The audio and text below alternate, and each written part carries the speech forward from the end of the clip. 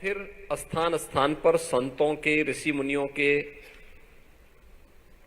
संगोष्ठियां हुआ करती थी। वास्तव में हम आज से 3,500 वर्ष पहले की उस संगोष्ठी की चर्चा भी करते हैं, जब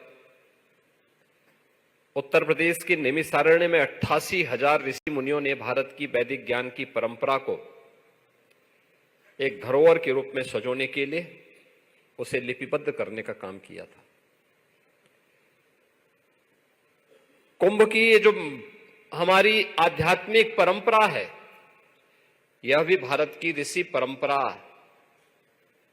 और ज्ञान की परंपरा की वह धरोहर है, जहां पे देश और समाज की ज्वलंत समस्याओं पर चर्चा करने और आगे के कार्यक्रमों के लिए, आगे की व्यवस्था के लिए रोड मैप तैयार करने के लिए, उस समय की राज व्यवस्था को संचालन करने के लिए व्यापक स्तर पर ऋषि मुनियों के चिंतन शिविर लगा करते थे।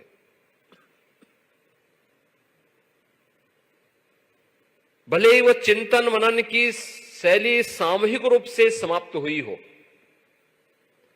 लेकिन भारत की उस प्राचीन ऋषि परंपरा का प्रवर्तक के रूप में देश और दुनिया में भारत के एक ब्रांड एम्बेसडर के रूप में स्वामी विज्ञानानंद जी आज भी निरंतर भ्रमणशील रह करके उसी निष्ठा के साथ, उसी तत्परता के साथ, मान सम्मान की चिंता के बगैर निरंतर कार्य कर रहे हैं। और वर्ल्ड हिंदू इकोनॉमिक फोरम उनके उसी चिंतन का, उनके उसी परिश्रम का एक परिणाम है, जिसमें अभी कुछ वर्ष पूर्व मुझे आने का एक बार अवसर प्राप्त हुआ था। आज फिर उसी किस बृहद रूप को मैं यहां पर देख रहा हूं। मैं इस अवसर पर उनका अभिनंदन करता हूं, आप सबका भी हृदय से अभिनंदन करता हूं, स्वागत करता हूं। आयोजन समिति का मैं हृदय से धन्यवाद करता हूं कि जब हर व्यक्ति व्यस्त हो चुका है और मुंबई जैसे महानगर में व्यक्ति के लिए समय निकालना, वह सब कुछ कर सकता, समय नहीं दे सकता। और आज के समय में जब हम देखते हैं हर व्यक्ति इतना स्मार्ट हो चुका है और इतना अपने को डिजिटली इतना उसने फिट कर लिया है कि वह 6 घंटे अपने स्मार्टफोन को दे सकता है, लेकिन देश और समाज के कार्य के लिए देने के लिए उसको कठिनाई होती है। उन स्थितियों में आप सब आए हैं, लगातार कई सत्रों के माध्यम से इन मुद्दों पर चर्चा किए हैं, वह सचमुच सराहनीय भी है और अभिनंदनीय भी। आज यहां पर जिन मुद्दों पर हम चर्चा करने के लिए आए हैं, वह मुझे उत्तर प्रदेश की कायाकल्प में और उत्तर प्रदेश समृद्ध भारत के निर्माण में क्या योगदान करेगा, इस मुद्दे पर मैं बोलूंगा। लेकिन उससे पहले अच्छा होगा कि उसकी पृष्ठभूमि और उसकी आधारशिला कहां से होती है।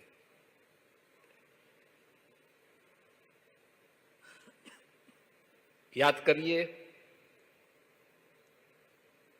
दुनिया के उन तमाम लोगों ने जो पहले भी नहीं चाहते थे, आज भी नहीं चाहते, भारत का सम्मान हो, भारतवासी अपनी परंपरा पर गौरव की अनुभूति कर सके। जो लोग पहले भी नहीं चाहते थे, उनके वारिस आज भी नहीं चाहते। पहले विदेशी ताकतें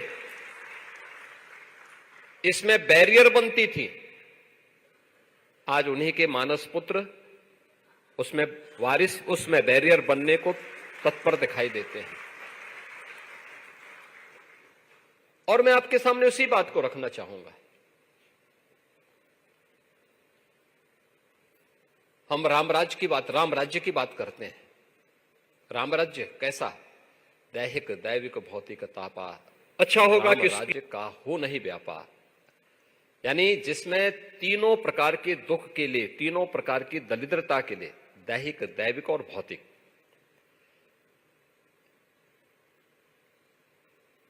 यानी तीन प्रकार के जो दुख हैं मनुष्य के सामने, आदिदैविक यानी प्राकृतिक आपदा हो गई, दैवीय आपदा जो आ गई, आदि भौतिक जो किसी हिंसक प्राणी के द्वारा प्रदान किया जाता है, के द्वारा प्रदत्त है, कोई हिंसक जानवर है या आतंकवाद भी है, उग्रवाद भी है, और आध्यात्मिक, शारीरिक और मानसिक व्याधि, गलत खान पान के कारण या जेनेटिक रूप से भी बहुत सारी बीमारियां, पूर्व जन्मों के प्रारब्ध का ही परिणाम होता है, ये बहुत सारे कारण हो सकते हैं। राम राज्य क्या है? तीनों प्रकार के दुख के लिए वहां पे कोई स्थान नहीं। और आज भी शासन की कैसी भी पद्धति हो, दुनिया के अंदर सबसे आदर्श व्यवस्था अगर कोई मानी जाती है तो राम राज्य की मानी जाती है, राम राज्य की मानी जाती है। हजारों वर्ष पहले राम राज्य भारत ने साकार किया था, प्रभु राम ने साकार किया था। यही भारत की धरती है, यही भारत है जिसने राम राज्य की इस परिकल्पना को साकार किया था।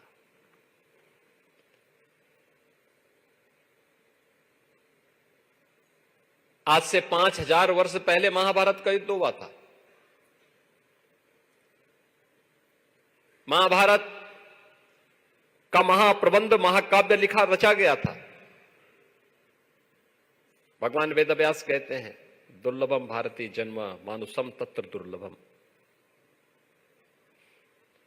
भारत में जन्म लेना दुर्लभ है, और उसमें भी मनुष्य के रूप में जन्म लेना तो और भी दुर्लभ है।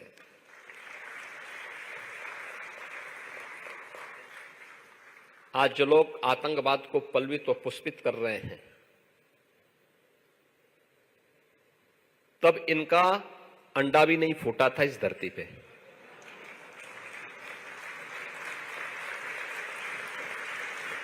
आप अनुमान करिए,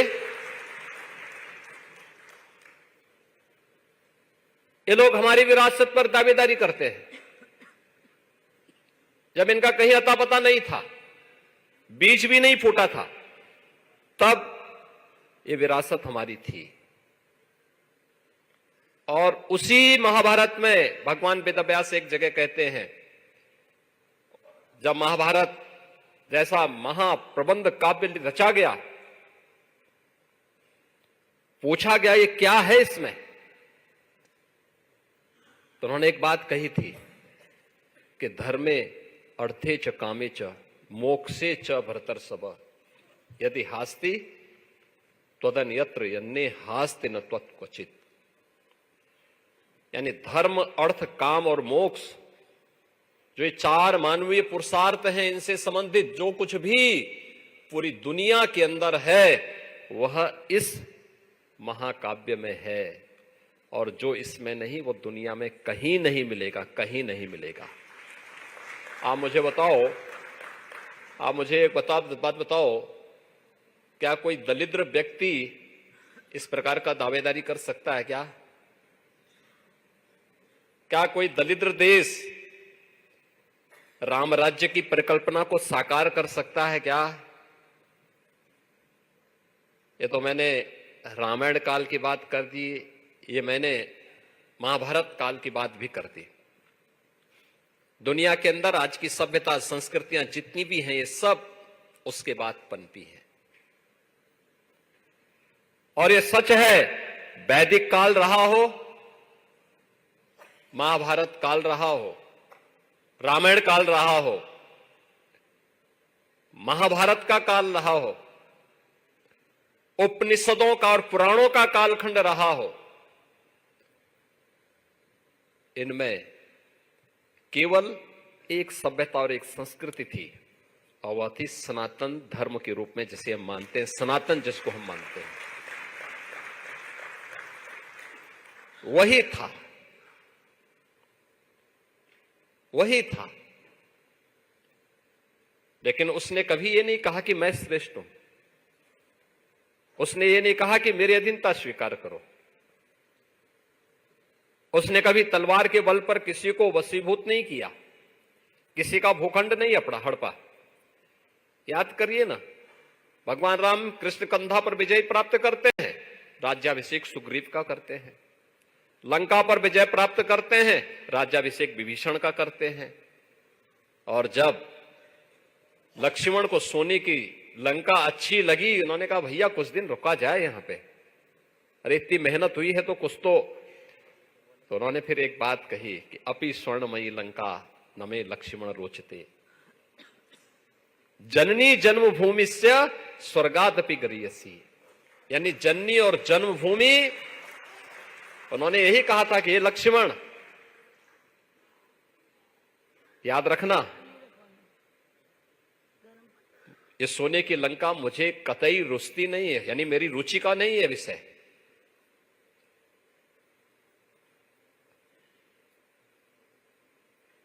क्योंकि किसी भी सनातन धर्मावलंबी के लिए अनिवार्य है भगवान राम का यह वाक्य कि मां और यानी जन्म देने वाली मां और जन्मभूमि, ये दोनों की तुलना किसी से नहीं की जा सकती है। और भारत हमारी जन्मभूमि है। अपनी मातृभूमि की और अपनी मां की रक्षा करना, अपनी मातृशक्ति की रक्षा करना हम सब भारतीयों का दायित्व है। और इस दिशा से आज हम सब यहां पर उन्हीं मुद्दों पर चर्चा करने के लिए बैठे हुए हैं। ये वास्तव में आपका एक कुंभ है। आप में से कोई उद्योगपति होगा, कोई बिजनेसमैन होगा, कोई किसी सामाजिक सांस्कृतिक संगठन से जुड़ा हुआ पदाधिकारी होगा। कार्य का क्षेत्र वह हो सकता है, लेकिन चिंतन का शैली वही है जो भारत की ऋषि परंपरा की शैली थी। हम एक साथ बैठेंगे, चिंतन करेंगे, अपने मुद्दों को रखेंगे, फिर एक निष्कर्ष पर पहुंचेंगे और फिर अपने देश और अपने समाज के लिए जो उपयोगी है उसे प्राप्त करने के लिए आगे बढ़ेंगे।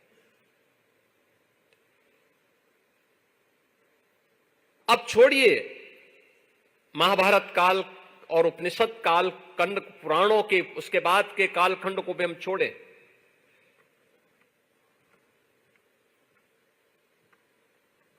आपने वह समय भी देखा है, उसके बारे में भी इतिहास में सुना है। ईस्वी सन के पहले आज दक्षिण पूर्व एशिया के तमाम देश और दुनिया के तमाम देश बुद्ध को अपना इष्ट मान करके उनकी पूजा करते हैं। बुद्ध का जन्म हुआ कहां था? यही तो भारत की धरती है। उनसे जुड़े हुए सभी स्थल भारत में हैं। भगवान बुद्ध ने ज्ञान प्राप्त किया गया बिहार में, पहला उपदेश दिया सारनाथ उत्तर प्रदेश में, सर्वाधिक चातुर्मास सन्यासी परंपरा, सन्यास की परंपरा में सर्वाधिक चातुर्मास, बरसात का जो 4 माह का कालखंड होता है, वो सर्वाधिक व्यतीत किए वस्त्रावस्ती उत्तर प्रदेश में। भगवान बुद्ध से जुड़े हुए अन्य महत्वपूर्ण स्थल, चाहे वह कौशाम्बी हो या संकिसा, ये उत्तर प्रदेश में। और महापरिनिर्वाण भी जिस धरती पर लिया था वह कुशीनगर भी उत्तर प्रदेश में। और भगवान बुद्ध के महापरिनिर्वाण के कई 100 वर्षों के बाद इस देश के अंदर अशोक सम्राट बनते हैं।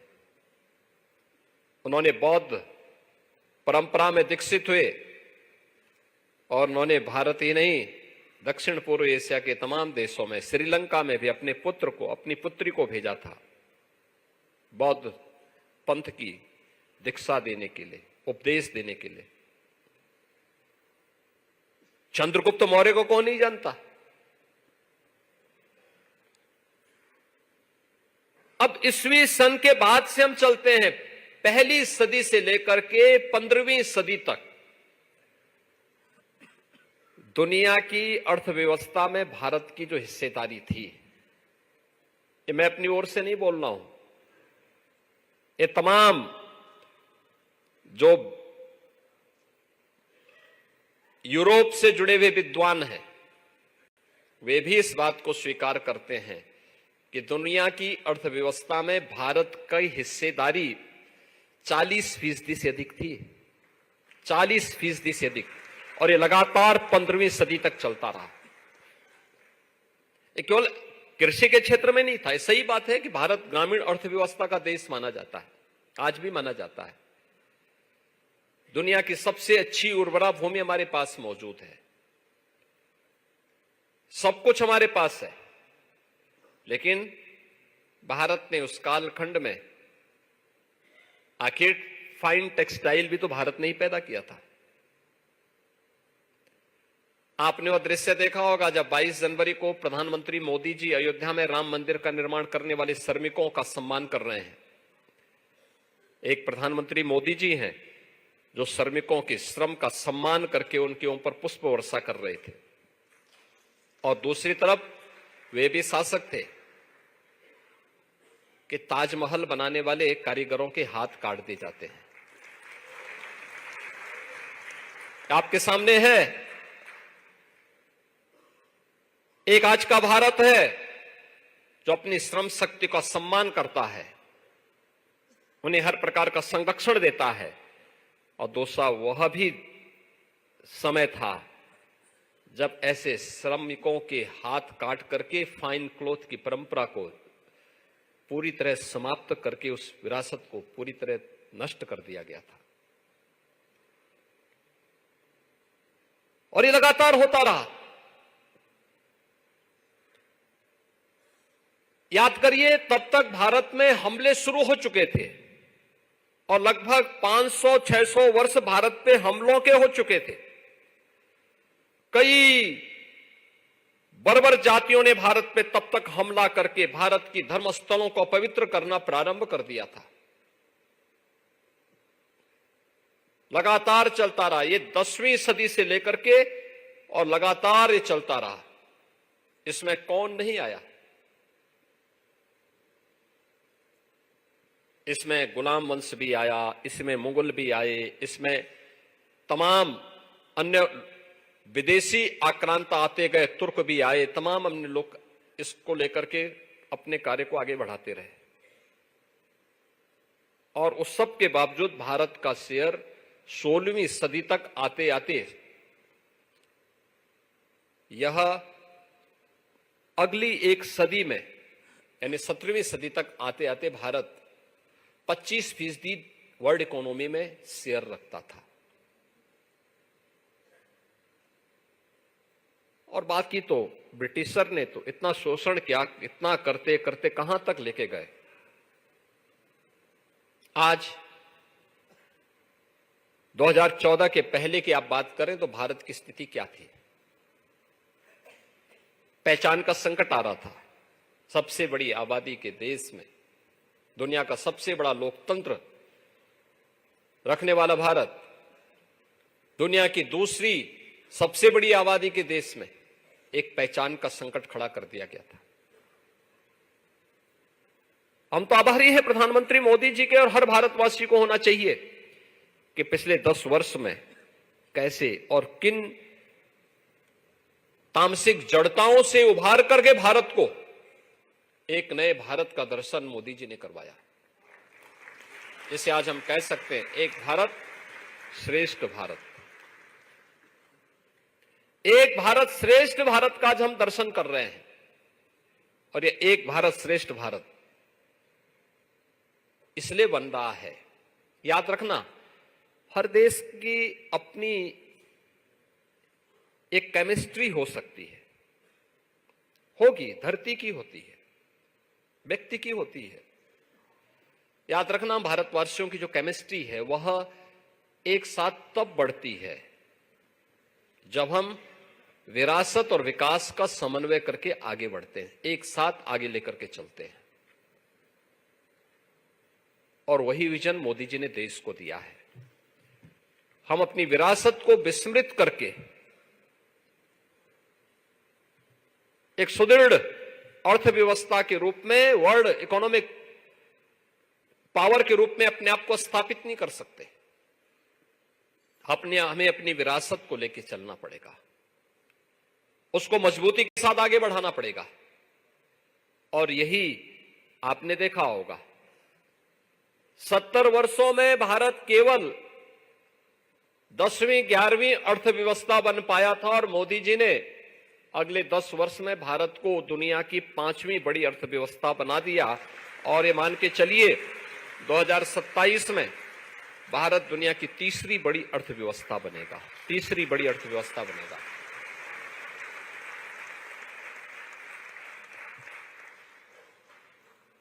किसी व्यक्ति, समाज या देश की पहचान संकट में होती है।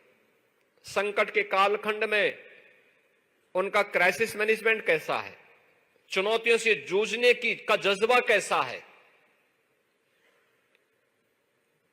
और वो आपने देखा होगा, इस सदी की सबसे बड़ी महामारी कोरोना महामारी, दुनिया के अंदर पूरी दुनिया को उसने अपने आगोश में लिया था एक बहुत कम समय में। और उतने कम समय में आपने देखा होगा जो प्रबंधन भारत का था, दुनिया के अंदर किसी देश का नहीं था। याद करना, जो भारत में मोदी जी ने दिया, हमारे यहां पूर्वी उत्तर प्रदेश में एक बीमारी थी, उसका नाम था इंसेफ्लाइटिस।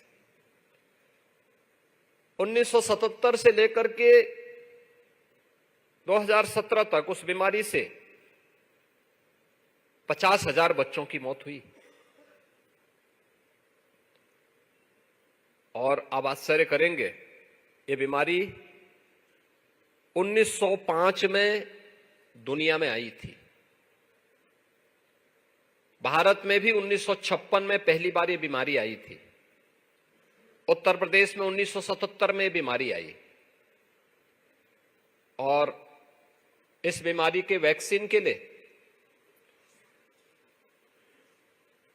1905 में इसका वैक्सीन बना लिया था जापान ने, और भारत में वैक्सीन आई 2006 में। 100 साल लगे। और वह तब जब संसद के हर सत्र में मैं मुद्दे को उठाता था, सड़कों पे इसको लेकर के आंदोलन करता था, बड़ा बड़ा आंदोलन करता था। हर वर्ष मौतें होती थी, कोई झांकने नहीं आता था। और मरने वाले कौन लोग थे? 90 से 95% मौतें अल्पसंख्यक समुदाय से थी और दलित समुदाय के बच्चे हुआ करते थे। हो सकता है कुछ लोगों के लिए वोट बैंक हो, लेकिन हमारे लिए भारत की धरोहर है, हमें उसको बचाना है। भारत का बचपन मरना नहीं चाहिए। इस संकल्प के साथ मैं लड़ाई लड़ता था, आंदोलन करता था, संसद में मुद्दे को उठाता था। और आप आश्चर्य करेंगे, जब डबल इंजन की सरकार यूपी में 17 में आई तो हमने कहा कि भाई अब ये बीमारी दिखनी नहीं चाहिए। और मुझे बताते हुए प्रसन्नता है कि अब यूपी में हम इंसेफ्लाइटिस पूरी तरह समाप्त कर चुके हैं। यानी इंसेफ्लाइटिस का वैक्सीन आने में लगे 100 साल, भारत में 100 वर्ष लगे। और मोदी जी ने कोरोना वैक्सीन मात्र 9 महीने में दी। 9 महीने में एक नई बीमारी का वैक्सीन मात्र 9 महीने में भारतवासियों को दिया। भारतवासियों को फ्री वैक्सीन उपलब्ध करवाया, free test, free treatment, free vaccine और 80 करोड़ लोगों को फ्री में राशन। पाकिस्तान देखो ना, भिखमंगा घूम रहा है, एक एक जोन रोटी के लिए तरस रहे हैं। भारत है 80 करोड़ लोगों को पिछले 5 वर्ष से फ्री में राशन की सुविधा उपलब्ध करा रहा है। बहनों और भाइयों, यह है नया भारत। हमने जाति नहीं देखी, मत और मजहब नहीं देखा, क्षेत्र और भाषा नहीं देखी, और यही है सबका साथ और सबका विकास।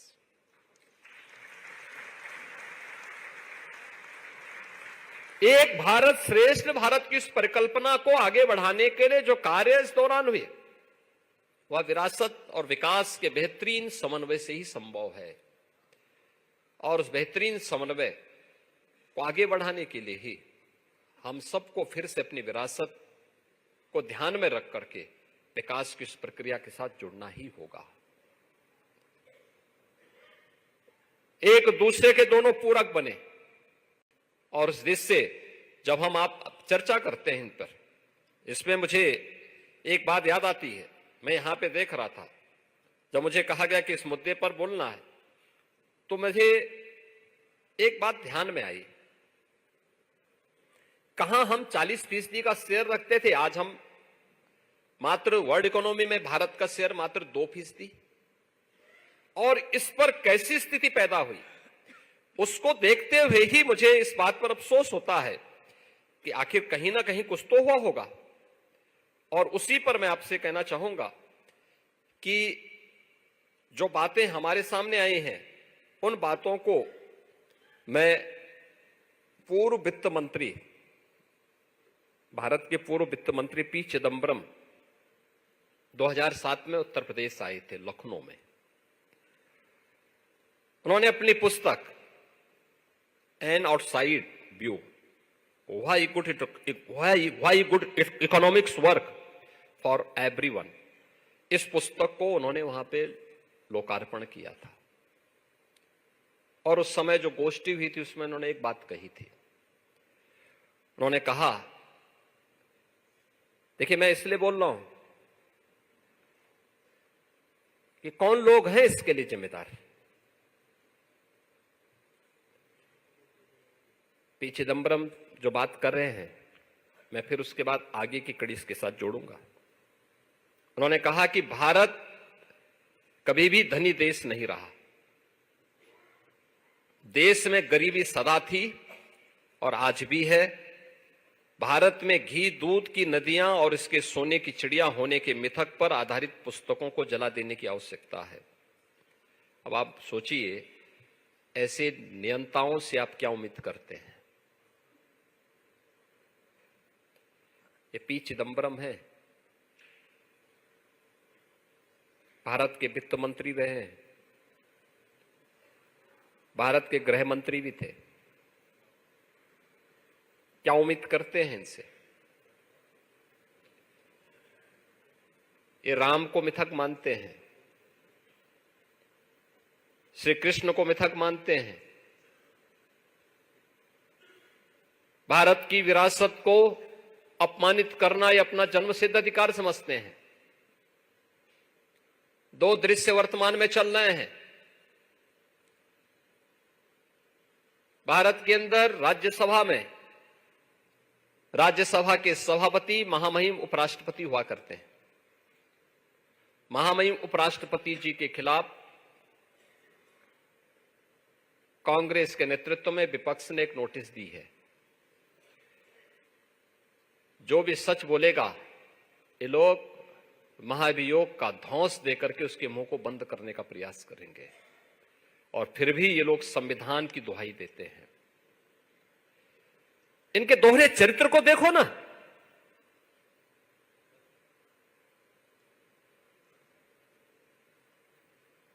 इलाहाबाद उच्च न्यायालय के एक माननीय न्यायमूर्ति ने एक बात कही। उन्होंने कहा, समान नागरिक संहिता तो होनी चाहिए और दुनिया के अंदर तो बहुसंख्यक समाज की भावनाओं का सम्मान हर हाल में होती है। अगर दुनिया में होती है तो भारत में अगर बहुसंख्यक समाज के हितों की चर्चा कोई कर ले, उस सच्चाई को कोई बोलता है, कौन सा अपराध हो गया। आपने देखा होगा, इन लोगों ने राज्यसभा में माननीय न्यायमूर्ति के खिलाफ भी महाभियोग की नोटिस दी है। ये है, और ये अपने को लोकतांत्रिक कहते हैं, ये अपने को लोकतंत्रवादी कहते हैं। संविधान की पुस्तक साथ में लेकर के चलते हैं। तनिक भी शर्म नहीं है इन लोगों को। ये संविधान का गला घोंटने वाले लोग हैं। यानी समान नागरिक कानून देश के अंदर नहीं होना चाहिए क्या। दुनिया के अंदर बहुसंख्यक समाज जो कहता है व्यवस्था वैसे संचालित होती है, और भारत तो कह रहा है कि साहब भारत के अंदर अल्पसंख्यक और बहुसंख्यक का भेद समाप्त होना चाहिए, सब लोगों पर एक समान कानून लागू होना चाहिए। उल्टा हो रहा है, बहुसंख्यक समाज कह रहा है कि साहब बहुसंख्यक अल्पसंख्यक का भेद समाप्त होना चाहिए, लेकिन ये लोग धौंस देंगे, क्योंकि पुरानी आदत है संविधान का गला घोंट करके देश की व्यवस्था को संचालित करने की, जबरन अपने दम पर ये लोग चलाना चाहते हैं। देश तमाशा देख रहा है। इन सबको एक्सपोज किए जाने की आवश्यकता है। जो भारत की विरासत को कोसते हैं, एक सच को दबाने का प्रयास करते हैं अपनी आवाज से, अपनी दबंगई से।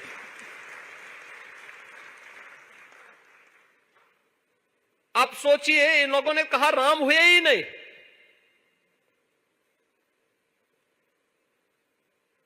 तो हमने कहा भाई, जब राष्ट्रपिता महात्मा गांधी ने अपने अंतिम शब्द तो हे राम के ही कहे थे, वो कहते नहीं वो कोई दूसरे राम थे। अब मुझे बताओ कौन राम थे? अरे राम तो एक ही हुए, वो अयोध्या में पैदा हुए थे, महाराज दशरथ के पुत्र थे।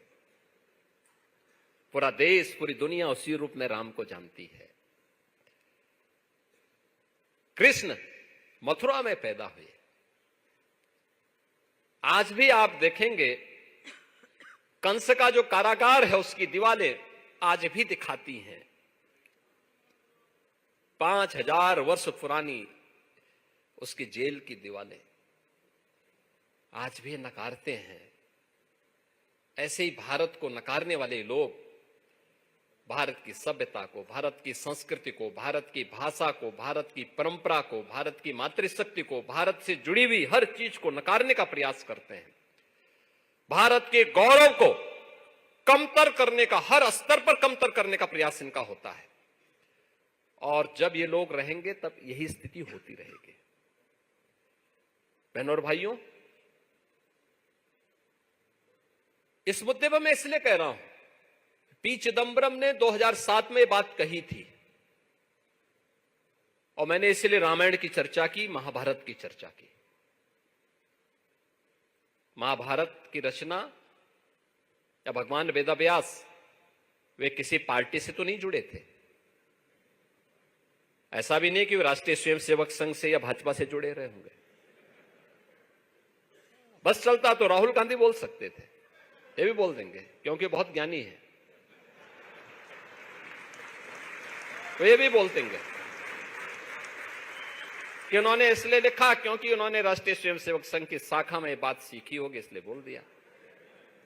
राहुल गांधी जैसा विद्वान तो ये बोल ही सकता है। और इसीलिए मैं इस बारे में इसलिए मैं इस बात को कह रहा हूं कि लोग वह हर कार्य करेंगे, और वही उदाहरण मैंने दो आपके सामने दिए हैं। महामहिम राष्ट्रपति जी के प्रति,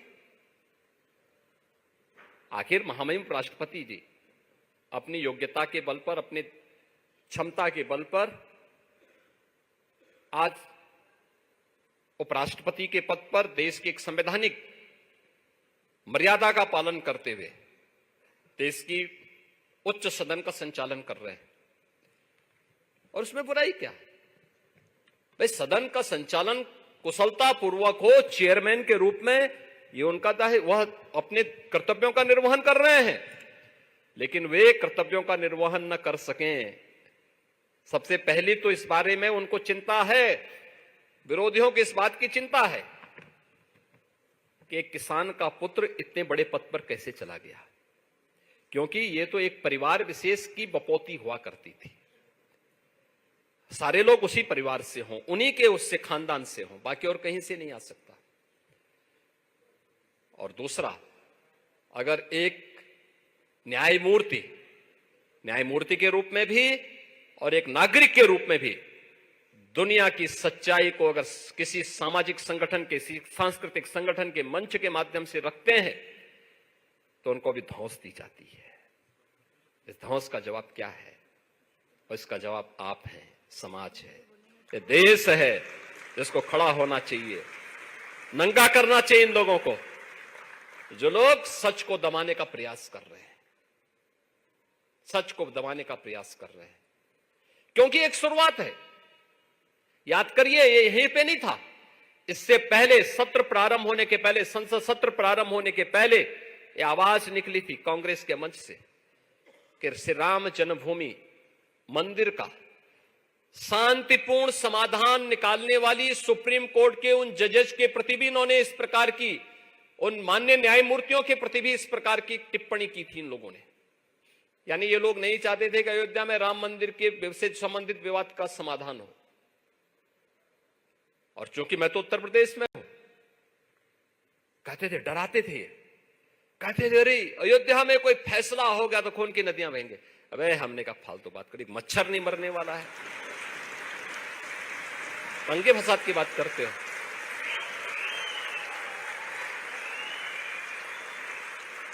क्या बात करते हो भाई? मैंने कहा ये हम लोग हैं और दंगा फसाद कैसे कंट्रोल किया जाता है हम लोग जानते हैं, उसकी केमिस्ट्री को जानते हैं। आज आप देख रहे होंगे, यानी सामान्य दिनों में कहीं चेन स्नेचिंग की घटना हो जाती होगी,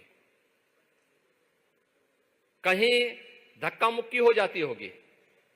जब 9 नवंबर 2019 को माननीय उच्चतम न्यायालय ने श्री राम जन्मभूमि से संबंधित फैसला दिया था, आप आश्चर्य करेंगे, उस दिन उत्तर प्रदेश में एक भी घटना नहीं घटित हुई, कोई घटना नहीं घटित हुई।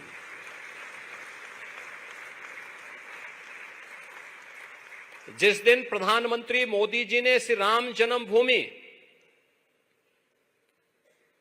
मंदिर का शिलान्यास किया था, भूमि पूजन का कार्यक्रम संपन्न किया था 5 अगस्त 2020, कोई घटना कहीं नहीं घटित हुई। 25 करोड़ की आबादी का उत्तर प्रदेश है और 22 जनवरी 2024 को जिस दिन 500 वर्षों के बाद रामलला विराजमान हुए, उस दिन भी उत्तर प्रदेश में सबसे शांतिपूर्ण और उल्लासपूर्ण दिवस था।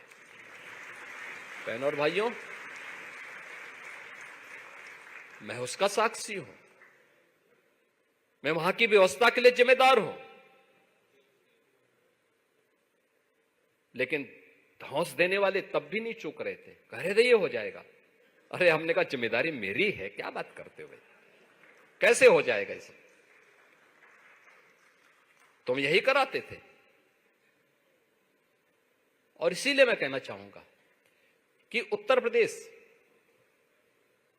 के बारे में जब हम चर्चा कर रहे हैं, विरासत और विकास का समन्वय किस रूप में आगे बढ़ सकता है, कैसे आगे बढ़ सकता है? उत्तर प्रदेश देश की आबादी का सबसे बड़ा राज्य है।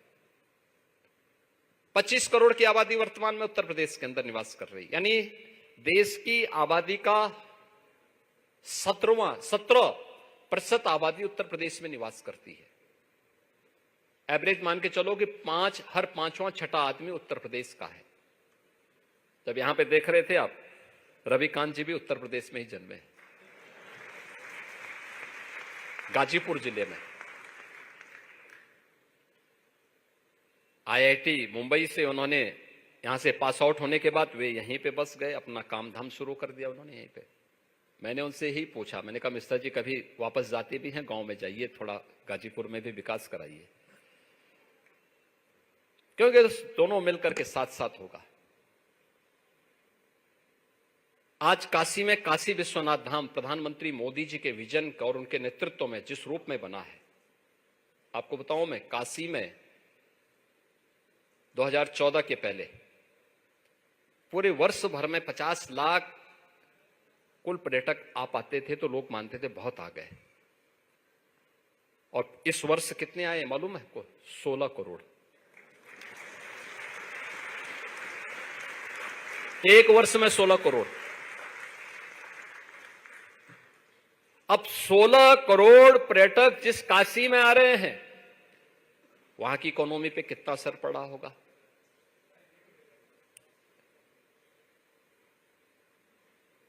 आपने देखा होगा, पूरी एक साइकिल है। तो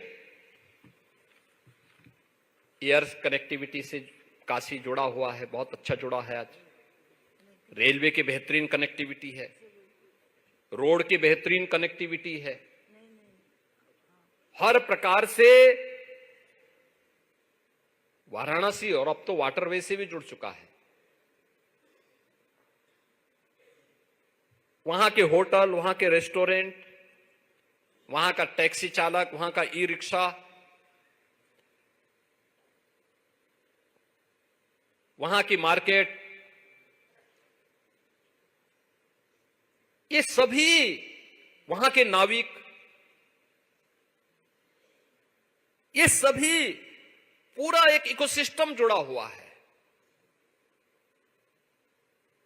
और वाराणसी में आप देखेंगे होटल या रेस्टोरेंट, हर एक जगह खुशहाली। हर व्यक्ति इस बात को महसूस करता है कि पिछले 10 वर्ष में और पिछले 7 वर्ष में उसमें और गति आई है। और काशी विश्वनाथ धाम बनने के बाद तो अब बोलना ही क्या।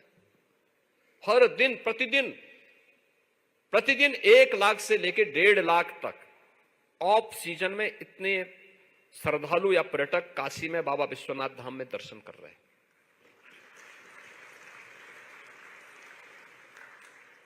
अयोध्या में 2017 के पहले अयोध्या में बिजली मिलती थी 4 घंटे। गलियां थी, संकरी गलियां थी। स्नान करने के लिए राम जी की पेड़ी थी। राम जी की पेड़ी में पानी तो आता था, जाता नहीं था, वहीं पे जमता था, वहीं सड़ता था। उसी सड़े हुए पानी में लोग स्नान करते थे। गंदगी का ढेर, बड़ी दुर्व्यवस्था थी। और आज जब वहां पे प्रधानमंत्री जी के विजन के अनुरूप कार्य करना प्रारंभ किया, 4 लेन की कनेक्टिविटी के साथ जोड़ा गया, रेलवे की कनेक्टिविटी के साथ जोड़ा गया, एयरपोर्ट वहां बनाया गया, इंटरनेशनल एयरपोर्ट आज वहां कार्य कर रहा है। और अब उसी अयोध्या में जहां बामुश्किल वर्ष भर में 20-25 लाख श्रद्धालु आते थे, उसी अयोध्या में यह अब 12 करोड़ पूरा कर रहा है। और मान के चलिए कि आने वाले समय में यह संख्या वहां पर भी 16 करोड़ और उससे ऊपर ही जाने वाली है। एवरेज 1 से 1.5 लाख श्रद्धालु प्रतिदिन अयोध्या दर्शन करने के लिए आ रहा है। यह स्थिति मथुरा वृंदावन की है। अभी तो हम लोग उधर पूरा गए भी नहीं है।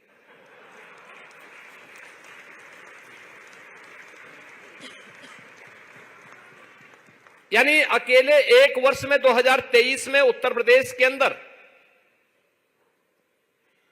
62 करोड़ से अधिक टूरिस्ट आया है। अब आप अनुमान करिए 62 करोड़।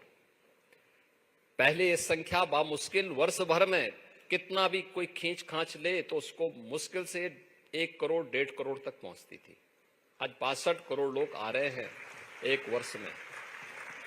तो उत्तर प्रदेश की इकोनॉमी पे इसका असर तो पड़ना ही पड़ना है। कोई दो राय नहीं कि उत्तर प्रदेश में आज लोगों को काम मिला है, रोजगार के सृजन हुए हैं, तेजी के साथ आगे बढ़ा है। और ये विरासत के प्रति थोड़ा भी कार्य करने के बाद हम लोगों ने तो यूपी के अंदर हमने इस कार्य शुरू किया। मुख्यमंत्री पर्यटन संवर्धन की स्कीम भी हम लोग निकाले। 1000 से अधिक ऐसे धार्मिक स्थलों के पुनरुद्धार के कार्य को हम लोगों ने अब तक संपन्न किया है।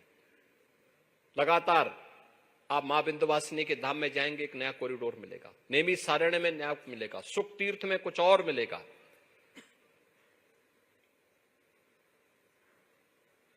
अन्य चित्रकूट में आप जाएंगे, वहां पर भी महर्षि वाल्मीकि की जन्मस्थली लालापुर में भी, संत तुलसीदास जी की जन्मभूमि राजापुर में भी, प्रयागराज में कल ही प्रधानमंत्री जी थे। दिव्य और भव्य कुंभ को डिजिटल कुंभ के रूप में स्थापित करने के कार्यक्रम को अंतिम उस पर लेके हम वर्तमान में चल रहे हैं।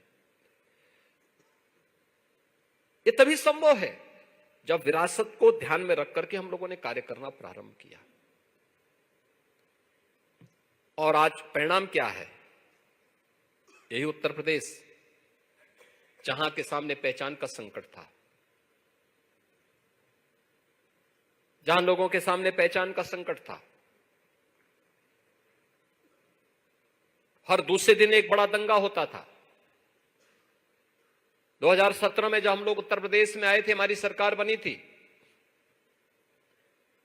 उत्तर प्रदेश में तब तक 1 दर्जन कस्बे ऐसे थे जहां पर हिंदू पलायन कर चुका था।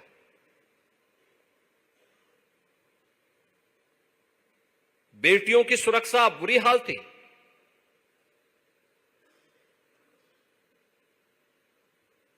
कोई बैलगाड़ी लेकर के जा रहा है या भैंस गाड़ी लेकर के जा रहा है। पश्चिमी उत्तर प्रदेश में बहुत सारी जगह ऐसी होती थी कि अगर उसने कहीं पे पान खाने के लिए, चाय पीने के लिए वह कहीं रुका तो कुछ देर के बाद देखता था कि भैंस या बैल दोनों गायब हो जाते थे।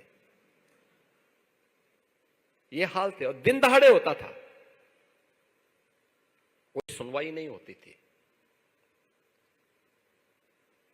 सड़कें ऐसी थी, पता ही नहीं लगता था सड़क है या गड्ढा है, या सड़क है या खेत है, पता ही नहीं लगता था। बिजली आती ही नहीं थी। मैंने पहले कहा ना कि ऐसी स्थिति बना दी गई थी। हम लोग भी एक बात बोलते थे, लोग पूछते थे उत्तर प्रदेश, हम लोग उस समय कहते थे यार देखो, अगर हमें विरासत के रूप में पूछोगे तो भगवान राम का जो उत्तर प्रदेश है, बाबा विश्वनाथ का जो प्रदेश है, भगवान श्री कृष्ण का जन्म जिस प्रदेश में हुआ है, मां गंगा सर्वाधिक दूरी जिस प्रदेश को अपनी कृपा बरसाती है, मां यमुना की कृपा जिस प्रदेश पर है, मां सरयू की कृपा जिस प्रदेश में, वही उत्तर प्रदेश है। लेकिन अगर आप राजनीतिक रूप से पूछेंगे तो मैं बोलूंगा कि जहां से आप भारत के अंदर अगर किसी देश से घुसते हैं, अगर दिन में घुसेंगे, किसी राज्य से घुसेंगे, तो जहां से सड़कों पे गड्ढे शुरू हो जाएं, खेत और सड़क का पहचान न हो, ये मान के चलिए कि उत्तर प्रदेश में आप आ गए। रात्रि के समय अगर आप चल रहे हैं, अंधेरा जहां से शुरू हो जाए, मान के चलिए उत्तर प्रदेश की सीमा शुरू हो गई है। आज उसको बदला गया है। इसके लिए कार्य प्रारंभ हुए, अनेक स्तर पर, सरकार के स्तर पर कार्य प्रारंभ हुए। और हम लोगों ने पहले दिन से कहा था भाई हम अपनी विरासत का सम्मान करेंगे, विरासत को संरक्षित करते हुए प्रदेश के विकास का एक रोड मैप तैयार किया गया। और पहले दिन ही बता दिया गया था कि भाई देखो, इस बात को सुनिश्चित करेंगे कि हमारी अपराध और अपराधियों के प्रति जीरो टॉलरेंस की नीति होगी।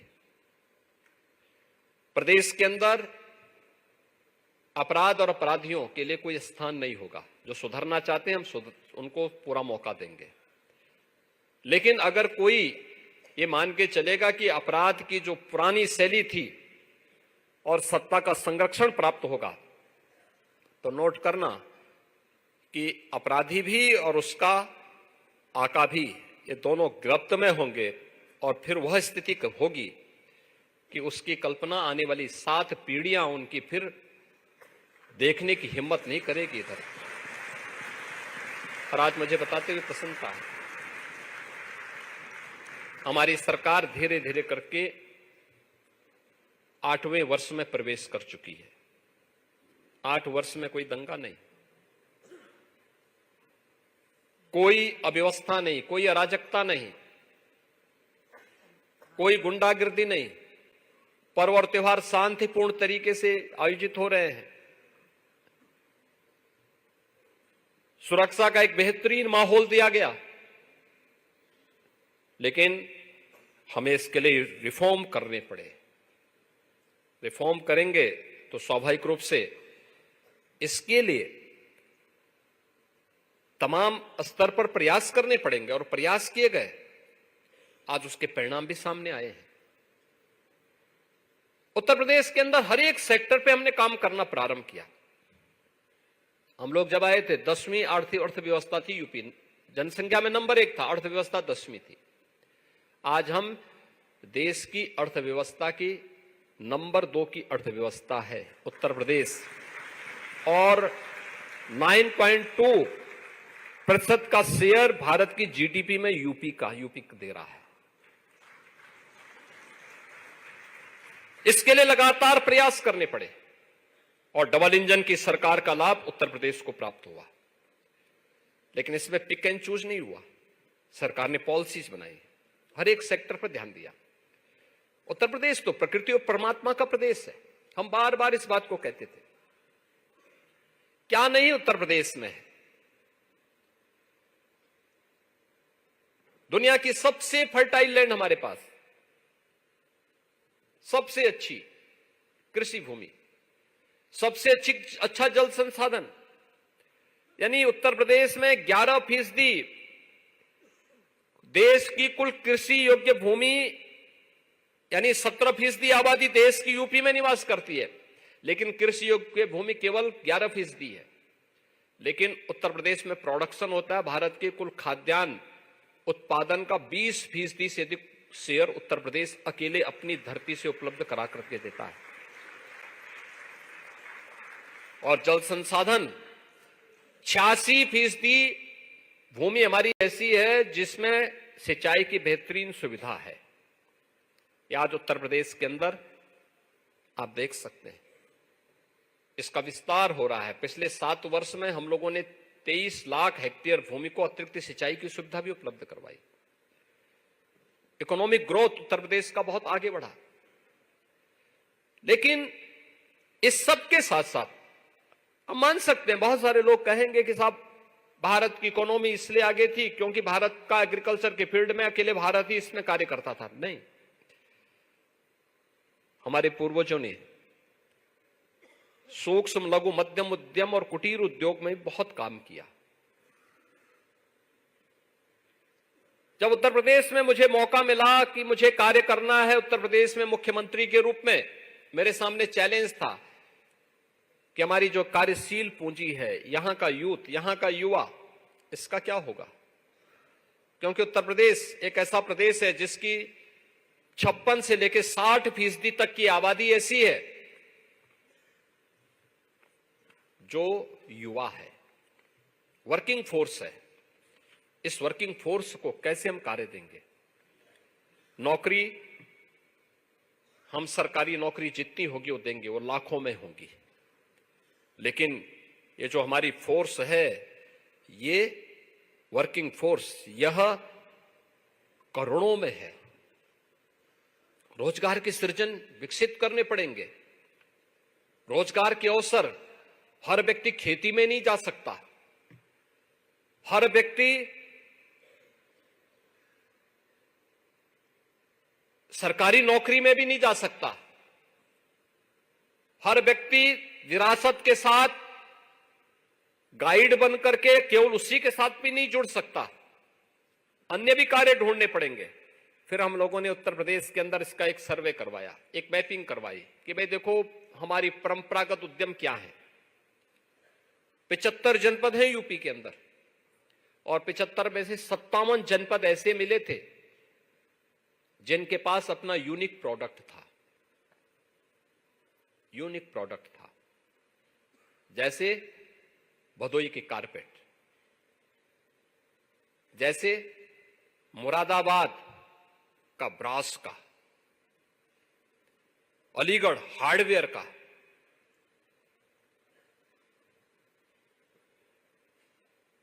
सहारनपुर वुडन वर्क का, फिरोजाबाद ग्लास का, वाराणसी सिल्क का, गोरखपुर टेराकोटा का। ऐसे ही 57 जनपद ऐसे थे जिनके पास अपनी यूनिक प्रोडक्ट थी। लेकिन पिछली सरकारों के कारण वह कहां थी, कहां पहुंच रही थी, हतोत्साहित थी, निराश थी, हताश थी, बंदी की कगार पर थी। लखनऊ का चिकनकारी, ये सब हताश और निराश थे। कोई प्लेटफॉर्म नहीं, सरकार के स्तर पर कोई प्रोत्साहन नहीं। सरकार अपने को समाजवादी कहती थी, लेकिन बर्किंघम की बग्गी में बैठ करके अपने को गौरवान्वित महसूस करती थी। यह स्थिति थी यूपी की। और ऐसा नहीं कि यूपी ऐसे ही रहा होगा। जब ये देश आजाद हुआ था 1947 में, भारत की जो पर कैपिटा इनकम थी, यूपी का उसमें शेयर ज्यादा था, यूपी उसमें ज्यादा था। और 2017 में जब मैं आया, तब भारत की पर कैपिटा इनकम की 1/3 यूपी की पर कैपिटा इनकम थी। प्रति व्यक्ति आय उत्तर प्रदेश की 1/3 रह गई थी।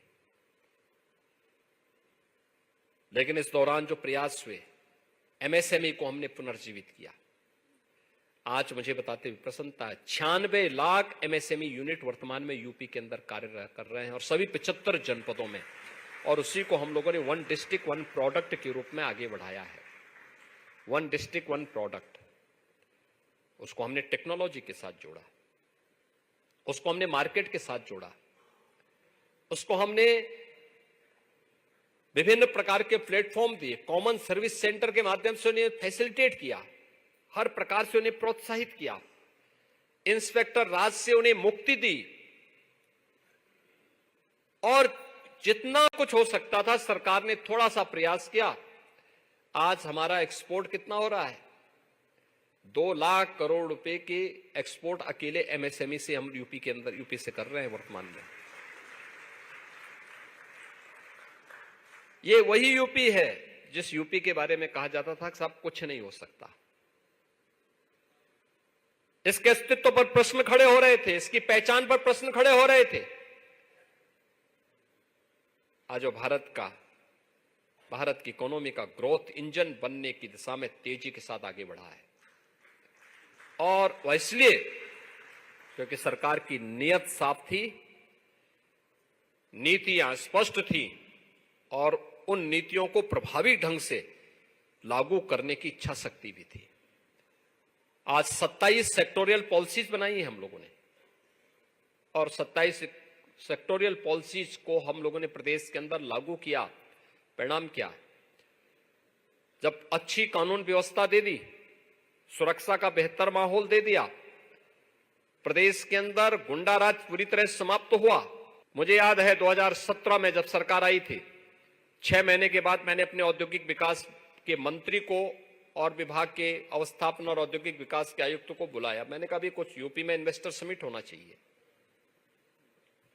उन्होंने कहा हम भी चाहते हैं। तो मैंने कहा तैयारी करो। वे 2 महीने के बाद मेरे पास आए, नवंबर का माह था। उन्होंने कहा साहब हम लोग इन्वेस्टर समिट के लिए तैयार हैं। मैंने कहा नाम क्या है? उन्होंने कहा ग्लोबल इन्वेस्टर समिट। मैंने कहा टारगेट क्या है? उन्होंने कहा साहब 20,000 करोड़। वे हमने कहा 20,000 करोड़ तो 20,000 करोड़, तो इस नाम बदलो पहले इसका। ग्लोबल का मतलब ग्लोबल की तरह बड़ा भी होना चाहिए। तो मैंने कहा इसका नाम यूपी इन्वेस्टर समिट कर दो या इन्वेस्टर समिट करो, और लोअर लिमिट इसकी 2 लाख करोड़ को। तो हंसे मुझ पर, कहा अरे साहब 2 लाख करोड़ कहां से यूपी में आएगा? मैंने कहा बड़ा सोचो, थोड़ा बड़ा बनो, पुरानी परंपराओं को छोड़ दो, आगे बढ़ो थोड़ा। और मैं यही मुंबई आया था। फिर मैंने कहा रोड शो करो देश के अंदर अलग अलग जगहों पर। तो हमारे मंत्रीगण गए, अलग अलग रोड शो में गए। पहले गए तो कहीं 2,000 करोड़ का, कहीं 5,000 करोड़ का प्रस्ताव मिलता था। मैंने कहा देखो मैं एक रोड शो में जाऊंगा और जो मैंने लोअर लिमिट की है उससे दुगना लेके आऊंगा, लेकिन याद करना उसके बाद फिर वह जमीनी धरातल पर उतरना चाहिए। और मैं यही मुंबई आया था, और मुंबई के लिए मैं आभारी हूं। जितने भी उस समय मुझे लगता है कि कई तो हमारे ऐसे इन्वेस्टर हैं जो इसी वर्ल्ड हिंदू इकोनॉमिक फोरम से जुड़े हुए हैं। इन लोगों ने रुचि दिखाई, बड़े सम्मेलन कराए, और परिणाम क्या था? मैं जब आया था तो उस दिन मुझे केवल 2.5 लाख करोड़ रुपए के निवेश के प्रस्ताव अकेले यहां मुंबई से प्राप्त हुए थे।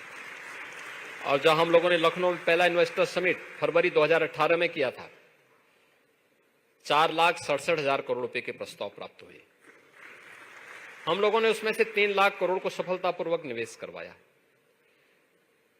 और अगले 5 वर्ष के अंदर जब हम लोगों ने अपना दूसरा इन्वेस्टर समिट किया तो उसका नाम हमने ग्लोबल इन्वेस्टर समिट रखा, और उसमें हमारे पास प्रस्ताव आए हैं 40 लाख करोड़ रुपए, 40 लाख करोड़ के। ये वही प्रदेश है जहां कोई आना नहीं चाहता था, आज हर कोई आना चाहता है।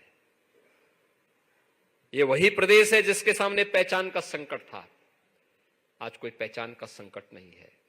ये वही प्रदेश है जहां पलायन होता था, आज हर व्यापारी सुरक्षित है। कस्बे में जहां से इंदु पलायन कर गया था वापस आकर के अपना बिजनेस कर रहा है। यूपी के अपराधी या तो पलायन कर चुके हैं या राम नाम सत्य है की यात्रा में जा चुके हैं, वह भी। और इसीलिए ये पूरी तत्परता के साथ कार्य करते हुए, लेकिन इसके लिए हमें पॉलिसी बनानी पड़ी, इंफ्रास्ट्रक्चर देना पड़ा। इंफ्रास्ट्रक्चर, गंगा एक्सप्रेसवे हमारी बन रही है, 25 में बनकर के तैयार हो जाएगी। गंगा एक्सप्रेसवे बनने के बाद देश के अंदर एक्सप्रेसवे में अकेले यूपी का शेयर 55% हो जाएगा। 55%। एयरपोर्ट, वर्तमान में यूपी के अंदर 20 एयरपोर्ट हम लोग संचालित कर रहे हैं, जिसमें से 4 इंटरनेशनल हैं और उसमें भी एक नया एयरपोर्ट हम अप्रैल में प्रारंभ करने जा रहे हैं, जो एशिया का सबसे बड़ा एयरपोर्ट होगा, गौतम बुद्ध नगर जिले में, जेवर का।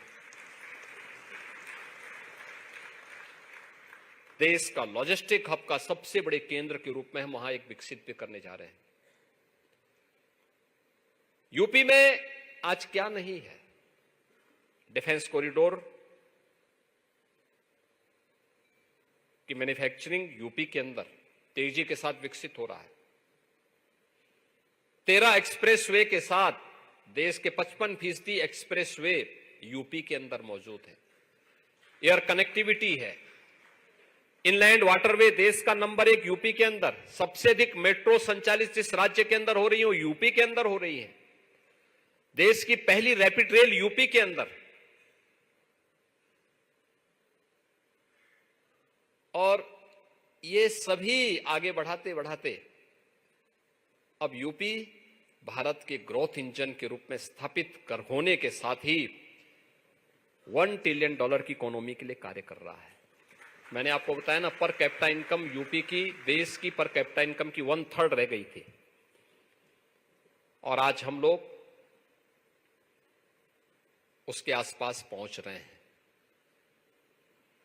हम लोग आए थे जब 12 से 17 के बीच में विरोधी दलों की सरकारें यूपी के अंदर थी। यूपी की जो जीडीपी थी वह मात्र 12.5 से 13 लाख करोड़ की थी, और मार्च 25 में यूपी 32 लाख करोड़ रुपए की इकोनॉमी बनेगा।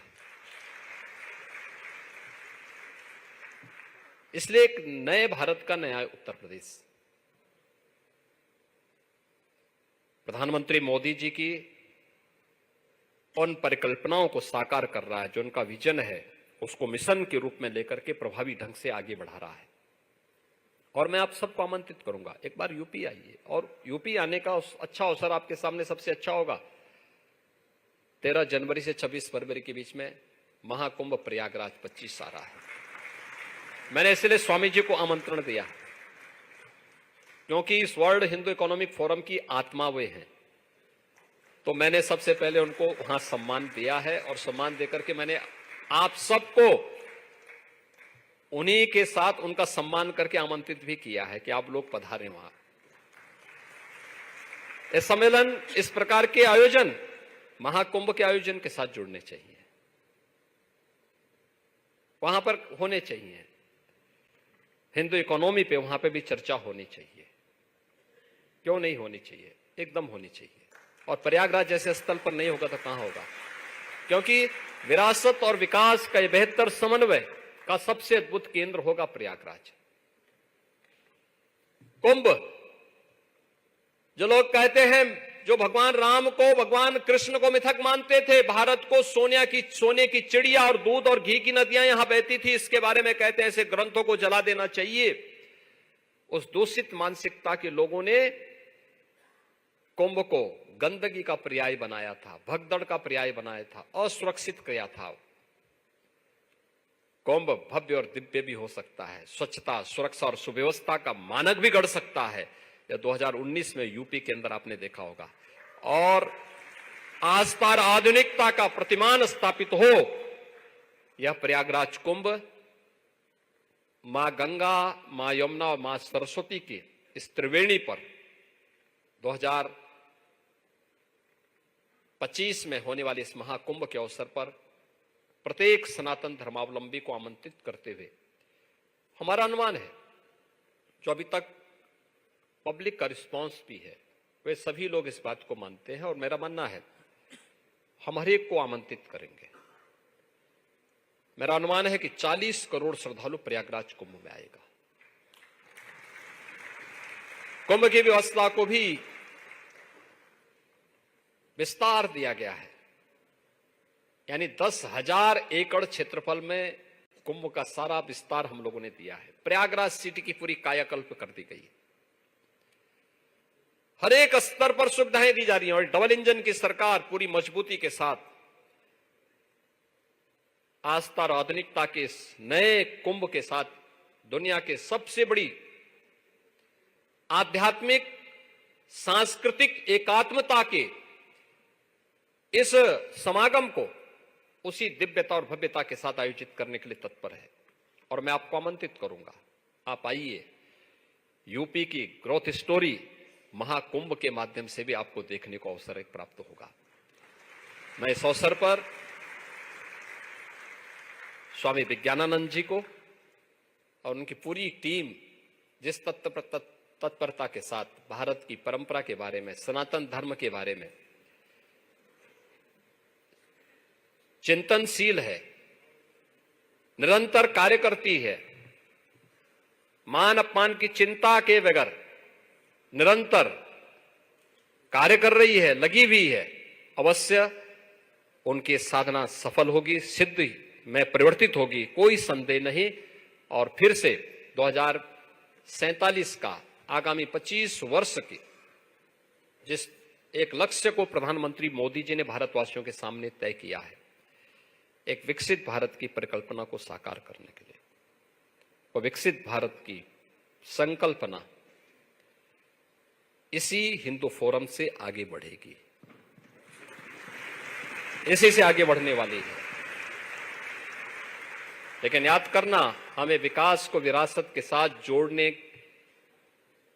के इस प्रतिबद्धता के साथ निरंतरता बनाए रखनी पड़ेगी और तभी यह हमारे लिए फलीभूत भी होगा। मैं इस अवसर पर एक बार फिर से आदरणीय स्वामी जी का, उनकी पूरी टीम का हृदय से अभिनंदन करता हूं। आप सबको महाकुंभ के लिए सादर आमंत्रित करते हुए आप सबके प्रति मैं अपनी शुभकामनाएं देता हूं। धन्यवाद। जय हिंद, जय जय श्री राम।